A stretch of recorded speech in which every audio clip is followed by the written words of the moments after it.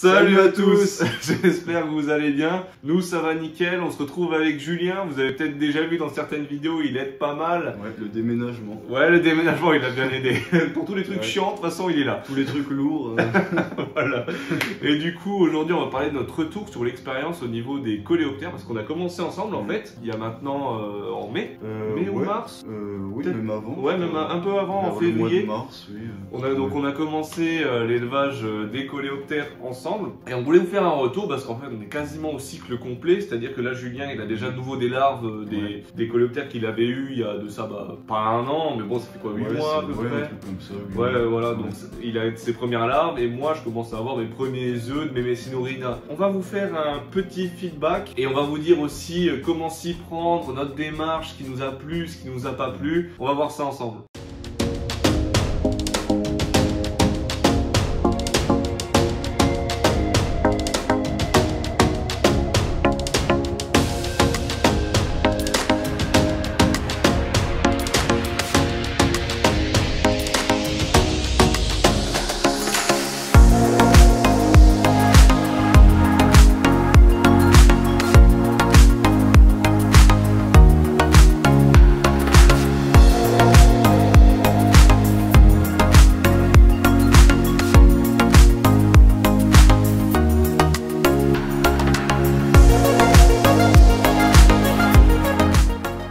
Déjà vous présenter un peu ce qui est l'élevage de coléoptères. C'est vrai que c'est pas trop quelque chose qui est développé, surtout en France. C'est un élevage qui est beaucoup plus développé dans les pays asiatiques. Au Japon, surtout au Japon, c'est un pays qui est un monument dans l'élevage de coléoptères.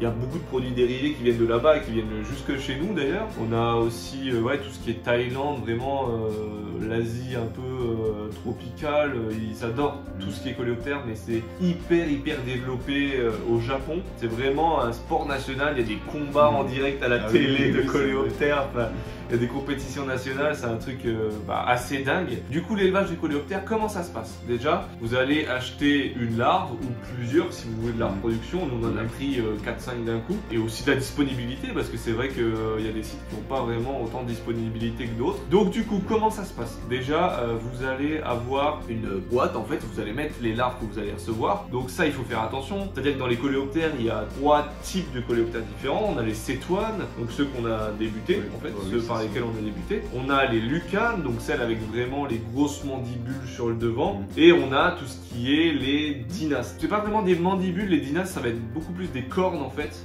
Donc on a tout ce qui est Scarabée rhinocéros, Dynastes Hercule qui sont assez connus quand même. Et donc par rapport à ces 3 types de coléoptères, on a des substrats différents pour la maintenance. C'est-à-dire que par exemple pour les cétoines, c'est un substrat qui est beaucoup forestier, donc beaucoup plus accessible à la portée de tout le monde en fait. Par exemple, on en parlera après, mais toi tu as fait ton substrat toi-même. J'ai rien acheté. Oui, parce qu'on peut l'acheter, toi c'est ce que tu as fait. Moi j'ai acheté, moi j'ai préféré acheter parce que j'ai pas de forêt.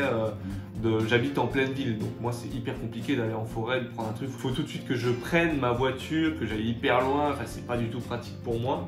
Donc moi j'ai préféré acheter. Donc du coup vous allez avoir votre larve dans votre substrat prédéfini. Ça il faut vous renseigner sur le substrat qui est nécessaire. Par exemple, on a dit cétoine, c'est substrat forestier. Par exemple tout ce qui est dynaste et tout ce qui est lucane, ça va être par exemple du flexoil ou vraiment quelque chose d'assez différent quand même en substrat. Donc vraiment renseignez-vous là-dessus. De toute façon, chaque larve a des paramètres, enfin chaque groupe, par exemple dans les cétoines, les Messinourina ont des paramètres de maintien un peu différents. Par exemple les Messinourina, il faut que je leur rajoute des protéines en même temps que la croissance. Donc ça il faut bien se renseigner. La température aussi. Oui, la température n'est pas la même.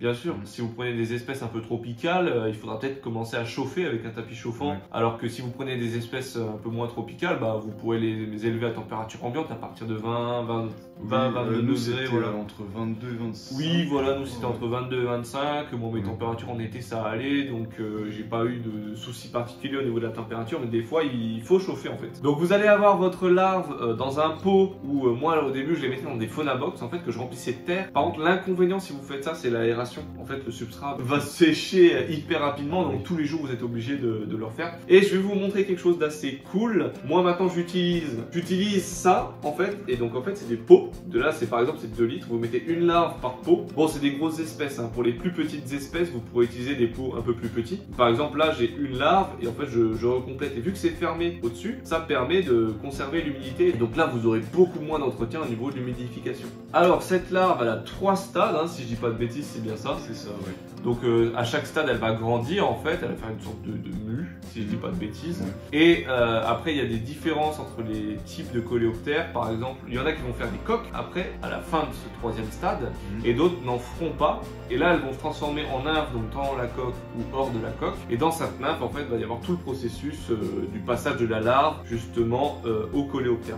Et il faut savoir que les coques, c'est fait avec la salive de la larve. Donc c'est quelque chose quand même d'assez dur. Et donc nous, après, au bout d'un moment, quand on les voit plus et qu'on sait que ça va arriver ce stade, on va chercher les coques dans le substrat, on les remet dans une autre boîte pour vraiment faciliter un peu, pas vraiment l'éclosion, mais la sortie un peu de la coque du coléoptère, et au moins tous les jours on va pouvoir checker tout en maintenant une petite humidité quand même. Après, vous pouvez faire autrement. Par exemple, Julien, toi t'as pas du tout sorti tes coques du substrat. Elles sont sorties directement dans le récipient dans lequel ils étaient, et du coup c'était un peu la surprise. Ouais. Je me lève le matin et hop, je vois un coléoptère qui est sorti. Oui, parce qu'il faut dire qu'ils creusent, hein. Ça va souvent dans le substrat. Hein. Donc pour ceux qui ne savent pas, les coléoptères, il faut leur mettre une bonne dose de substrat parce qu'ils sont un peu souterrains, hein, même sous phase, même sous phase finale. Vous allez voir, pas souvent, parce que des fois ils vont vraiment s'enterrer, même pendant un jour ou deux, si jamais ils ont besoin. Voilà, c'est pas du tout des animaux qui vont rester à la surface tout le temps en fait. Oui, des fois ça arrive que pendant 2 ou 3 jours, ils soient sous terre et puis ils ressortent pas, on les voit pas, quoi. Ouais, c'est ça. Alors du coup, les larves, tout simplement, elles vont se nourrir du substrat que vous leur fournissez, donc un peu des matières en décomposition, des feuilles en décomposition. Bon, il y a quand même des subtilités avec certaines espèces, et certaines espèces qui mangent même d'autres larves de coléoptères, c'est à voir, ou alors vous pouvez leur donner des petits granules de poisson, comme j'ai déjà fait dans mes vidéos, et en fait ça leur fait un apport protéique. Ça, bien sûr, il faut vous renseigner sur le type de larve que c'est, si elles en ont besoin ou pas. Et au stade adulte, vous pouvez leur donner tout simplement des fruits, des pommes. Moi je fais pommes, bananes, après vous pouvez tout leur donner. Hein. Toi, moi j'ai testé beaucoup de choses, hein. J'ai testé poire. Ouais. Banane, pomme, poire, c'est des trucs vraiment qu'ils adorent. Ouais. Et j'ai testé mandarine, ça marchait un peu moins bien. Ah. Et oui, mais surtout pommes et bananes, c'est vraiment les fruits principaux. Ouais, de toute façon, c'est qu'une alimentation à base de fruits. Franchement, il n'y a aucune autre alimentation que ça, je pense. De toute façon, voilà, ça se base là-dessus, les coléoptères. Donc, par exemple, là, une pomme, je la découpe personnellement. Quand je suis pas sûr qu'elle est bio, je vais quand même déjà faire un gros lavage au niveau de la peau. Et moi, perso, j'enlève la peau.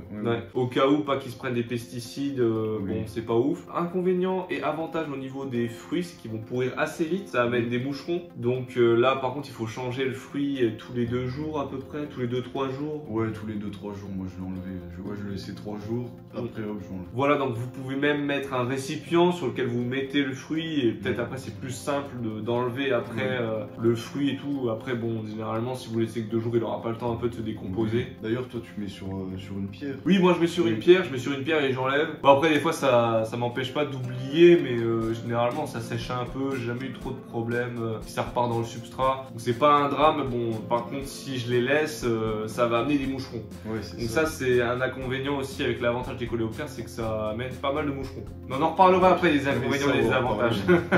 Et sinon vous avez ça en fait, c'est des Little Jelly. Donc ça vous pouvez les trouver soit dans votre commerce, si vous avez un commerce assez cool qui vend pas mal de produits Terrario. Sur internet. Oui, sur internet on en trouve pas mal.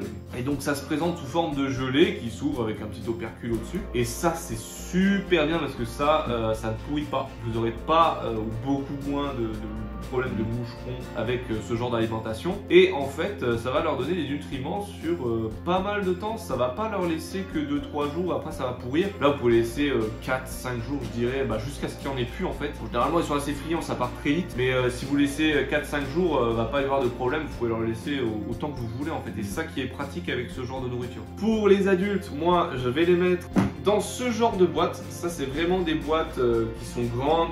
Vous pouvez mettre pas mal d'adultes dedans et vous pouvez mettre une grosse dose de substrat.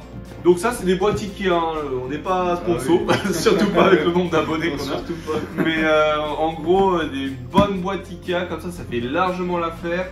En plus c'est un peu opaque, du coup vos coléoptères vont être moins perturbés que dans une fauna box où vraiment les bords sont transparents et là ils vont peut-être être un peu perturbés. J'ai moins remarqué que ce comportement là-dedans vu que c'est un tout petit peu opaque. Et donc voilà, je les élève là-dedans. Par exemple le Messinorena, Torquata Guanensis, j'en ai 3 dans une grosse boîte comme ça. Après toujours adapter la taille de la boîte en fonction de la taille du coléoptère, bien sûr. Donc voilà, après votre sortie de coque, vous mettez vos coléoptères dans la même boîte si vous voulez faire de l'élevage encore une fois et faire le cycle. Donc bon, c'est ça qui est intéressant dans les coléoptères, c'est faire le cycle. Donc vous mettez une bonne dose de substrat et en fait vos coléoptères vont se reproduire entre eux. Vous allez voir, ça va assez vite, hein. Franchement c'est un peu des chauds lapins. Ils font tout le temps en train de manger. Franchement que ça. Ouais, ils font que ça en fait de leur vie. Parce qu'il faut dire que, ah ça on n'en a pas parlé, les larves peuvent avoir jusqu'à 1 an de développement. Mais les adultes ne vivent que 3 à 4 mois durant toutes ces 3 à 4 mois. Oui, ça dépend des espèces. Mois, vraiment au plus. Voilà, ça dépend des espèces, mais pendant ces 6 mois, ils vont faire que se reproduire. Que ça, tout le temps, pondre, se reproduire et manger. C'est la seule chose qu'ils vont faire en fait. Mais c'est ça qui est intéressant, c'est qu'après vous allez pouvoir faire le cycle en fait. Vous allez avoir de nouveau des œufs, de nouveau des larves. Donc là, on a fait un peu le cycle du coléoptère. Maintenant, on va voir comment on s'y est pris nous personnellement, notre démarche, parce que Julien et moi, on n'a pas eu du tout la même démarche au niveau de la maintenance. C'est ça qui va être intéressant. Ouais, c'est ça qui va être intéressant, c'est de voir la différence. C'est-à-dire que moi, du coup, j'ai commencé par prendre des cétoines, donc des Messinorina, avec une taille assez grosse, parce que je voulais vraiment commencer par des coléoptères assez gros, parce que pour moi, les petits coléoptères, c'est intéressant, mais voilà, c'est pas ce que je préfère. Ouais, je dénigre. Voilà, c'est pas ce que je préfère spécialement. Après, ce qui est cool, c'est qu'il y a tellement de diversité dans les coléoptères qu'il y en a pour tous les goûts, je pense. Si vous y intéressez, il y en a vraiment pour tous les goûts. Donc moi j'ai eu cette démarche d'acheter sur... bon, je vais être transparent, attention, il n'y a pas histoire de ne pas être transparent là-dessus. J'ai acheté sur la ferme aux coléoptères. C'est un site internet, moi j'ai eu plutôt super site internet, j'ai eu des bons retours, enfin je veux dire j'ai eu aucun problème dessus. Oui, au niveau de la livraison c'était parfait. Oui, c'était nickel, le SAV il n'y avait pas de soucis, enfin je veux dire voilà. J'aimerais parler aussi d'un autre site, c'était Insectobi. Là par contre sur ce site il y a pas mal d'espèces qui sont un peu moins communes. Et ça c'est très intéressant en parallèle de la ferme au coléo. Moi c'est les 2 sites que je conseille parce que je les ai utilisés, hein, il y en a d'autres. Mais c'est vrai que sur Insectobi il y a vraiment des espèces que j'ai pas trouvées ailleurs. Et pas mal de diversité aussi. C'est là que j'ai trouvé mes Scarabaei rhinocéros japonais. Donc si vous êtes pas novice, moi je vous conseille ce site. Le SAV est super cool aussi. J'ai eu un petit problème à un moment. Il y avait une rupture de stock sur un de mes produits. Ils m'ont tout de suite remplacé le produit, offert des Beetle Jelly. Je veux dire, par Gmail, ils sont réactifs. Donc voilà, aucun souci. Donc je vous conseille les 2 sites là. Moi ce que j'ai fait, c'est que j'ai commandé les larves plus le substrat à côté. J'ai commandé... Bon, les Fauna Box, je les ai pas pris sur le site, je les ai pris sur un magasin pas loin de chez moi. Et donc voilà, ma démarche, ça a été d'abord de faire mes coléoptères dans des Fauna Box, enfin de les mettre les larves d'abord dans des Fauna Box, et ensuite de mettre les adultes dans de beaucoup plus grosses Fauna Box, donc la taille maximale qu'on trouve sur le marché. Et ça a été un peu ma démarche d'acheter en fait les produits pour être sûr de la qualité et de pas me tromper en fait, on va dire. C'est-à-dire que le substrat, par exemple, moi j'ai pris un substrat spécial cétoine. Donc c'est un substrat qui est ramassé directement en forêt, vous pouvez prendre 5, 10 litres, 20 litres. 20 litres, ouais. Oui, voilà, je crois que j'avais pris 10 litres ou 15 litres d'un coup. En fait, ça vous fait toute la période en fait, donc c'est ça qui est plutôt cool, vous achetez en une fois. Et après, vous n'êtes pas embêté si vous êtes en ville, c'est vraiment hyper pratique. Donc moi, ma démarche a été plus ça, et de ne pas faire, au contraire de Julien, un terrarium, il va en parler. Moi, j'ai vraiment voulu faire quelque chose, pas de minimaliste, mais vu que c'était ma première expérience, je voulais tester d'abord dans des grosses boîtes en plastique, comme ça se fait, hein, voilà, il y a juste à adapter la taille. Après, plus c'est grand, mieux c'est, mais quand on respecte les conditions de maintenance minimale, d'ailleurs que j'ai eu du mal à trouver sur internet, c'est vrai que sur les coléoptères, il n'y a pas énormément d'informations. C'est quelque chose qui est... il n'y a pas beaucoup de vidéos. Ah ouais, il y a quelques vidéos hein, quand même, il en trouve, mais sur les grosses espèces, et les espèces hyper intéressantes, on trouve vraiment pas beaucoup de vidéos. Il y a pas mal de vidéos sur les cétoines, sur les petites espèces. Par exemple, moi, des vidéos sur les Scarabaei rhinocéros japonais, sur l'espèce que je m'intéresse en ce moment, j'ai dû en voir 1 ou 2 en YouTube français. vraiment des vidéos intéressantes. Donc voilà, ma démarche, ça a été d'abord une démarche à tâtons, on va dire, et de vraiment acheter tout le substrat tant que je suis pas sûr de ce que je fais. Enfin, c'est pas que je suis pas sûr de ce que je fais, mais c'est que je suis encore débutant, je suis novice. Si tu veux la qualité. Ouais, voilà, je voulais la qualité par rapport à l'impro, on va dire. Même si l'impro, il y a de quoi faire de la qualité. Ah bah oui, et donc on va voir ça avec Julien qui lui a fait tout autre chose, je te laisse parler. Ah bah oui, bah en fait donc j'ai acheté sur le site La Ferme Coléo, donc j'ai acheté des comment ça s'appelle, des bras plastes. Oui, des bras plastes, oui. C'est des récipients en plastique. Ouais, je crois que c'est ça. Ils font je crois 5 ou 10 litres. Oui, je crois que c'est 5 ou 10 litres. Oui. Et donc du coup j'ai élevé les larves là-dedans.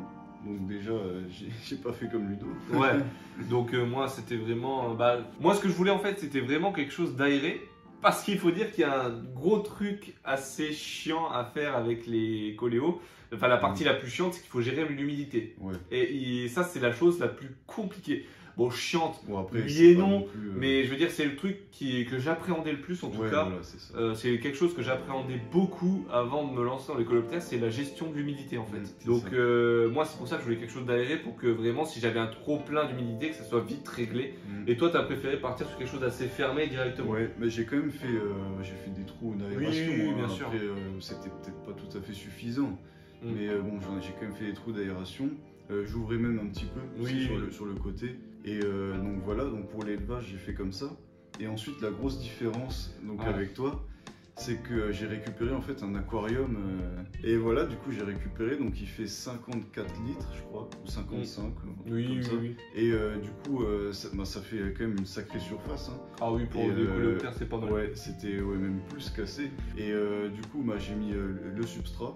Et j'ai fait un super décor avec, vous verrez, hein, avec des branches, avec des feuilles. J'ai rajouté des pommes de pin, des feuilles, plein de trucs. Et du coup, les adultes, une fois qu'ils sont nés, je les ai mis là-dedans. Et voilà. Et du coup, c'est un truc totalement différent. Ouais, c'est totalement différent. C'est une méthode surtout au niveau du style.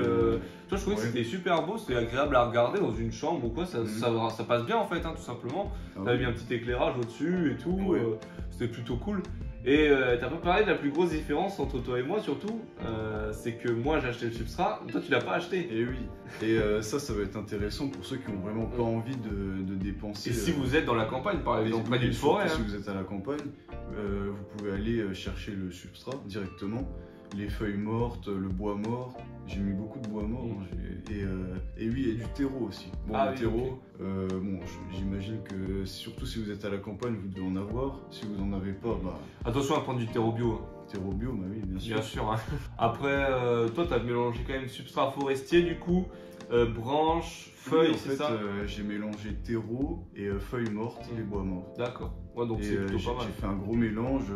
Les feuilles, je les ai émiettées en fait dans la terre. Ouais. Et j'ai tout mélangé. Et là, ça fait un super substrat. Ouais, franchement, surtout pour des cétoines, parce que tu as pris des cétoines. Ouais. Et donc c'est vraiment le substrat adapté, le substrat forestier, c'est vraiment top pour les cétoines quoi. Oui, d'ailleurs ils sont super bien développés. Hein. J'ai eu aucun souci à ce niveau-là et le substrat était vraiment top. Ouais, donc lui il avait vraiment une démarche d'un peu tout faire soi-même. Et ça a super bien marché au final. Et c'est vrai que nos deux méthodes ont marché en fait. Donc si vous êtes plutôt quelqu'un qui a l'habitude de tout faire par soi-même, et en fait c'est possible avec les coléoptères. Et si en revanche vous voulez y aller un peu plus safe comme moi, vous pouvez le faire aussi. Donc c'est vraiment, c'est ça qui est bien, c'est qu'il y a deux écoles quoi. Ouais, c'est ça. Et surtout au niveau du prix.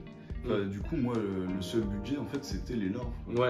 Et oui, et les boîtes, bon, ça coûtait 2 €. Oui, voilà, ça va, c'est pas hyper cher. Mais voilà, j'ai juste payé les larves et tout le reste, c'était bon quoi. Et après, même pour la nourriture, je sais pas si tu veux en parler après. Oui, on en parlera peut-être après. Même la nourriture. Quasiment aucun budget dessus. Bon, moi, oui, parce que j'ai des Beetle Jelly, mais sinon, si vous faites avec des fruits, c'est les fruits que vous consommez vous, même des restes de fruits. Si vous mangez une pomme, vous mettez le trognon de pomme, et puis voilà. Même si vous avez un fruit qui est dépassé, que vous voulez pas manger vous le mettez pour vos coléoptères et voilà quoi. Donc, ils mangent, eux ils s'en foutent. Moi, je vais dire, au niveau du budget, je pense que j'ai dû dépenser, tout compris, avec les 6 larves, le substrat, plus les Phonabox. J'ai dû dépenser dans les 100 balles, 150 balles, mais pas plus. Pas plus, c'est parce que j'ai vraiment voulu tout acheter. Toi, t'as dépensé combien à peu près? Bah moi j'en ai pris plus que toi. J'en ai pris 9, je crois. Ouais, t'en as pris plus. 9 larves, j'en ai eu pour 80 balles, je crois. 80 balles ouais. Avec les trucs en plastique et tout. Oui. Donc ça va, franchement on est sur des budgets. Et encore j'en ai pris 9, après vous pouvez en prendre 3, 4, voilà. Et franchement au niveau de l'entretien de la bouffe, ça coûte quasiment rien. Ah oui. Moi les Beetle Jelly c'est 2 € je crois. 2 € une boîte ça me fait 2 semaines, 2-3 semaines. Et donc même plus. Hein. Donc vraiment c'est l'entretien au niveau financier en tout cas. Il est quasi nul une fois que vous les avez. Et l'investissement de base est très très bas. C'est vraiment abordable pour tout le monde. Et je pense que pour débuter dans l'élevage d'animaux un peu chez soi, si on s'intéresse un peu à des espèces, on va dire hors des animaux domestiques classiques, les coléoptères c'est un très bon début. Oui, si vous aimez les coléoptères, que vous aimez les insectes, c'est parfait. Hein. Pour peut-être 40 €, je pense. Oui, je pense que 40 € vous pouvez avoir quelque chose. Et encore, nous on a pris quand même pas mal de larves. Par exemple, vous prenez 4 larves de la même espèce, vous pouvez très bien le faire comme nous. Et après, vous avez votre premier cycle et après, c'est parti quoi. Et après, ça ne me coûte plus rien. Donc, moi, ce qui est cool, c'est que mon surplus de larves là que j'aurai prochainement, je vais l'utiliser aussi pour mes reptiles. Donc, ça peut être une optique aussi de vous dire que vous faites aussi des coléoptères et que le surplus de larves, ça vous aide aussi à nourrir vos reptiles pour rien quoi. Pour rien, et c'est toujours bien d'avoir un petit apport. Surtout qu'ils pondent beaucoup. Oui, ça pond beaucoup. C'est une centaine, tu m'avais dit. Une femelle, ça dépend des espèces, hein, mais ça peut être jusqu'à une centaine d'œufs à chaque fois que ça pond. Donc, si vous vous débrouillez bien, à partir de, je pense, un couple, vous pouvez avoir. Bon, après, elles pondent, mais c'est pas sûr que tous s'éclosent d'un coup. Après, si c'est des larves qui sont cannibales. Oui, voilà. Donc, il faut faire attention. Mais je pense que vous pouvez largement avoir avec un couple une trentaine, quarantaine de larves. Et si vous avez une trentaine de larves, vous n'allez pas tout garder. C'est impossible de. Si, vous pouvez tout garder, hein. Dans un gros terrarium, pourquoi pas, ça peut être sympa. C'est vraiment grand. Mais après, vous pouvez utiliser les larves pour autre chose, quoi. Oui, après, je sais que nous, on va sûrement faire des échanges. Oui, c'est ça qui est cool, c'est que si vous avez aussi un petit réseau d'amis, vous pouvez faire des échanges de larves, donc c'est plutôt sympa. Par exemple, moi, mes Messidorina, les larves, je vais en passer une partie à Julien, et lui va me passer un peu de ses larves, donc c'est toujours cool. Du coup, là, on va parler un peu de nos impressions sur notre première année autour des coléoptères. Donc, je vais d'abord te poser la question à toi. Donc, qu'est-ce que tu as aimé et qu'est-ce que tu n'as pas aimé dans l'élevage de coléoptères? Ce que j'ai aimé, c'est la simplicité, en fait. Le budget, on en parlait avant, c'est vraiment c'est un plus aussi. Hein. C'est super simple d'entretien. Il y a l'humidification 2 fois 2, tous les 2 jours. Oui, tous les 2-3 jours où il faut humidifier. Ça prend 5 minutes. 5 minutes, ouais. C'est tellement rapide. L'entretien au niveau du temps, c'est rien. C'est rien. Franchement, il y a plus de l'observation qui va prendre le plus de temps, je pense. Et oui, c'est ça le point positif aussi. C'est tellement plaisant. On se pose, on observe nos coléoptères. Bon, des fois après, ils vont dans le sol. Pendant quelques temps. Mais... Bon, après, si vous avez plusieurs, généralement, il y a toujours un de sortie, quoi. Oui, c'est vrai. Toujours un qui se balade. Parce que moi, j'en avais 6 en même temps, je crois. Et à chaque fois, il y en avait au moins 1 ou 2 qui étaient sortis et je pouvais les observer. Ouais, donc c'est plutôt cool. Donc moi, je vais passer mon côté aussi, c'est un peu le même point positif que Julien, j'ai la simplicité, l'émerveillement quand même quand le coléoptère il sort. Enfin, je veux dire, vous observez les couleurs, c'est des trucs de fou quoi. Moi, j'en avais des violets. J'ai eu du vert, du bleu. Enfin, je veux dire, quand ça sort, c'est juste magnifique. Et puis, c'est aussi un peu. Il faut être patient. Ça, c'est un point qui peut être négatif pour certains. Il faut être très patient. Nous, on a le stade de la larve. Oui, aussi. Voilà. Si vous l'achetez en stade L1, ça va prendre presque 1 an avant que le coléoptère sorte. Nous, ça a mis 4-5 mois quand même avant de sortir. Oh, mais moins pour moi. Parce que moins pour toi, c'était des stades 3. Ah oui, moi j'avais des stades un peu moins avancés, j'avais les 2 moi. Ah oui, mais je veux dire, c'est vraiment un point qui peut être négatif pour certains, c'est qu'il faut être très patient dans l'élevage de coléoptères. Et être assidu aussi au niveau de l'humidification. Vous oubliez d'humidifier une semaine et ça peut direct entraîner des problèmes. Donc faire attention là-dessus. Sinon en point positif, facilité d'élevage, le prix qui n'est pas abusé. la découverte du coléoptère, la reproduction qui est assez facile quand même à mettre en place. Et ouais, au niveau des points négatifs, je dirais vraiment surveiller l'humidité. Si vous en mettez trop, vous pouvez tuer vos larves. Hein. Ouais. Il faut faire attention à ça. Je sais pas si tu veux en parler maintenant. Moi, oui, il a eu quelques. Peut-être après pour les contrariétés, on va revenir dessus, un peu nos galères. On va revenir tout de suite après.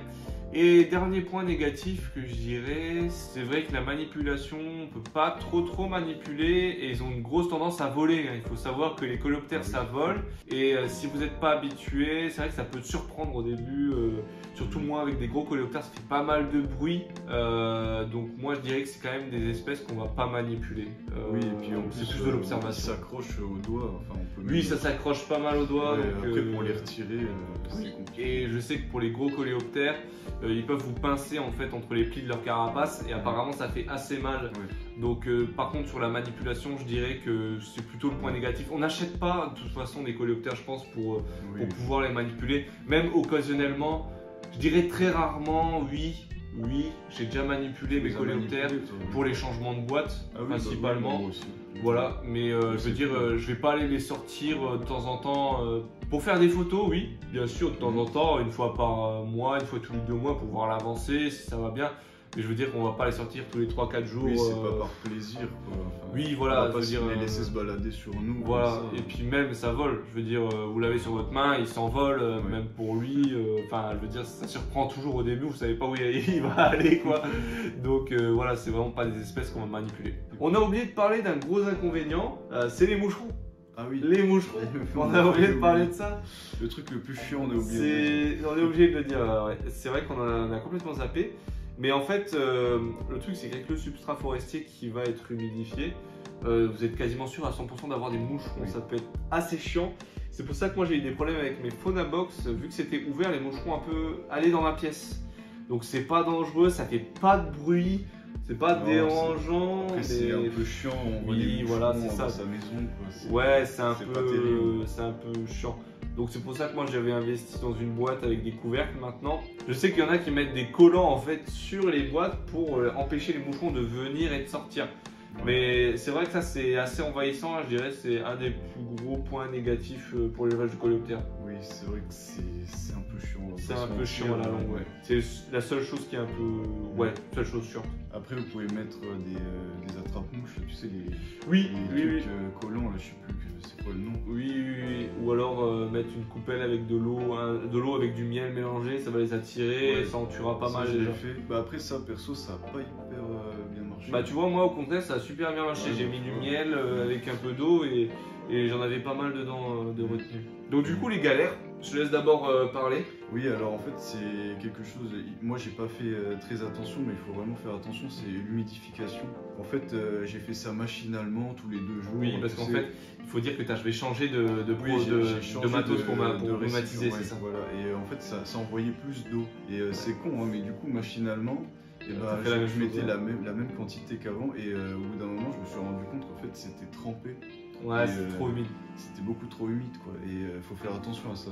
Ouais, c'est hyper important. Bah, t'as perdu des larves comme ça d'ailleurs. Bah oui, du coup, oui, donc ça c'est une erreur. C'est une erreur à faire attention. C'est vraiment de pas détremper le substrat.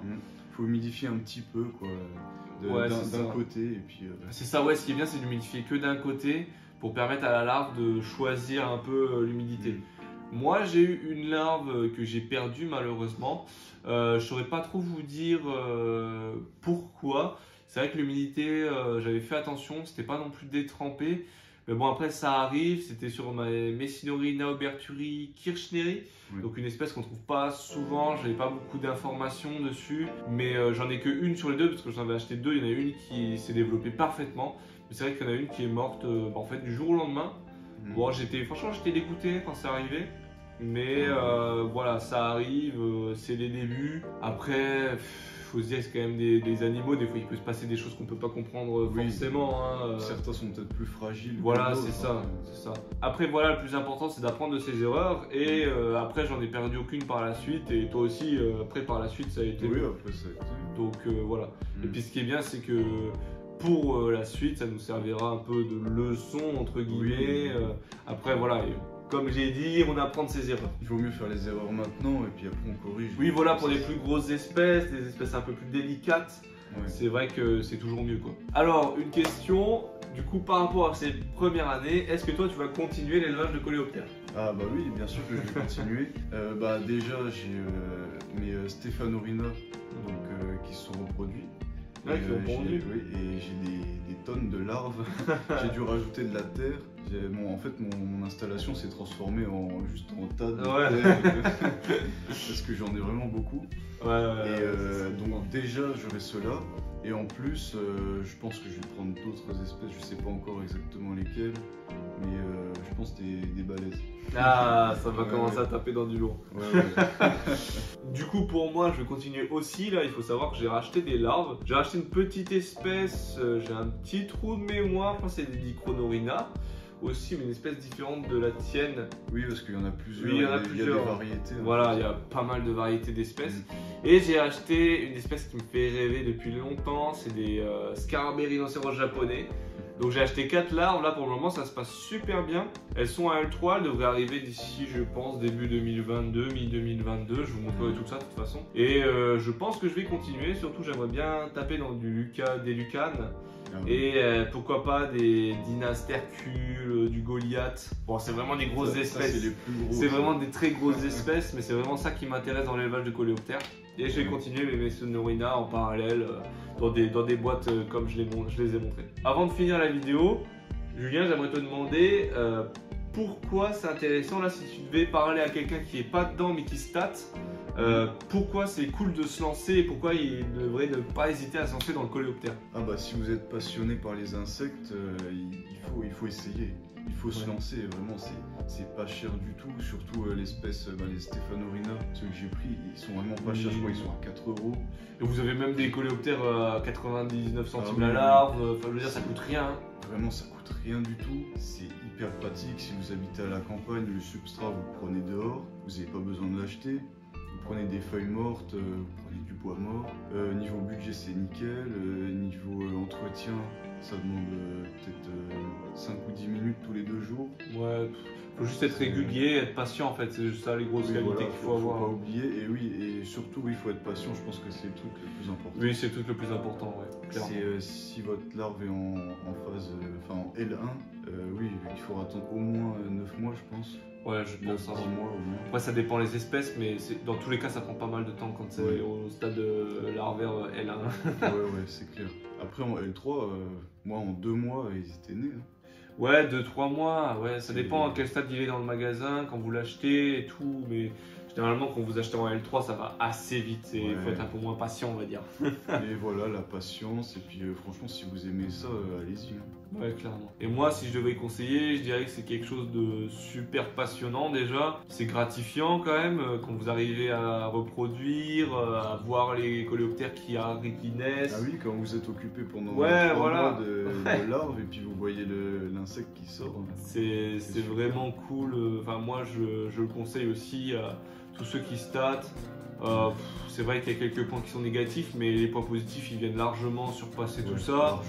Largement. Et puis ce qui est cool, c'est qu'il y a tellement de diversité dans les coléoptères que vous pouvez vous faire plaisir pendant des années et des années. Ça dépend de ce que vous voulez faire. Continuer après les oui.